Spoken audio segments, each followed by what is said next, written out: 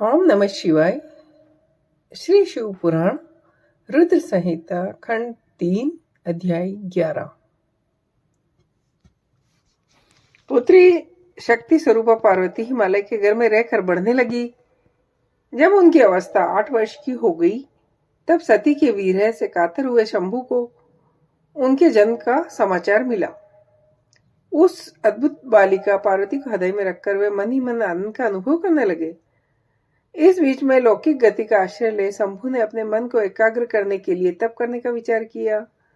नंदी आदि कुछ शांत पार्षदों को साथ ले वे हिमालय के उत्तम शिखर पर गंगा अवतार नामक तीर्थ में चले आए, जहां पूर्व काल में ब्रह्मधाम से युक्त होकर समस्त पाप राशि का विनाश करने के लिए चली हुई परम पावनी गंगा पहले से भूतल पर अवतीर्ण हुई थी।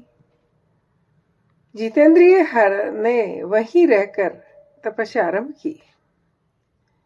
वे आलस्य रहित हो चेतन ज्ञान स्वरूप नित्य ज्योतिर्मय निरामय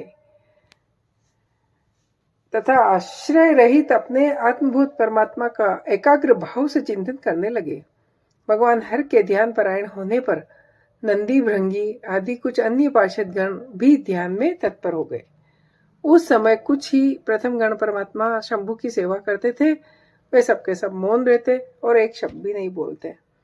कुछ द्वारपाल हो गए। इसी समय गिरिराज हिमवान उस शिखर पर भगवान शंकर का शुभागमन सुनकर उनके प्रति आदर की भावना से आए।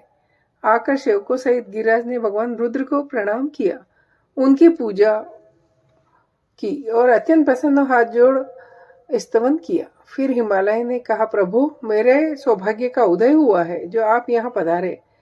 आपने मुझे सहनाथ कर वर्णन दिया। आप दीन वत्सल है। आज मेरा जन्म सफल हो गया। आज मेरा सब कुछ सफल हो गया क्योंकि आपने यहाँ पधारने का कष्ट उठाया। आप मुझे अपना दास समझकर शांत भाव से मुझे सेवा की आज्ञा दीजिए। गिरिराज का यह वचन सुन महेश्वर ने आंखें खोली, सेवकों सहित हिमवान को देखा।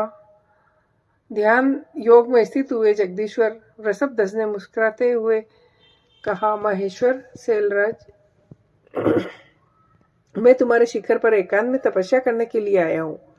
तुम ऐसा प्रबंध करो कि मेरे निकट कोई नहीं आए। तुम महात्मा हो, तपस्या के धाम हो। द्विज आदि का तुम्हारे ऊपर सदा ही निवास रहता है। गंगा से अभिषिक्त होकर सदा के लिए पवित्र हो। दूसरों का उपकार करने वाले तथा संपूर्ण पर्वतों के सामर्थशाली राजा हो। मैं यहाँ तपस्या करूंगा शैलराज।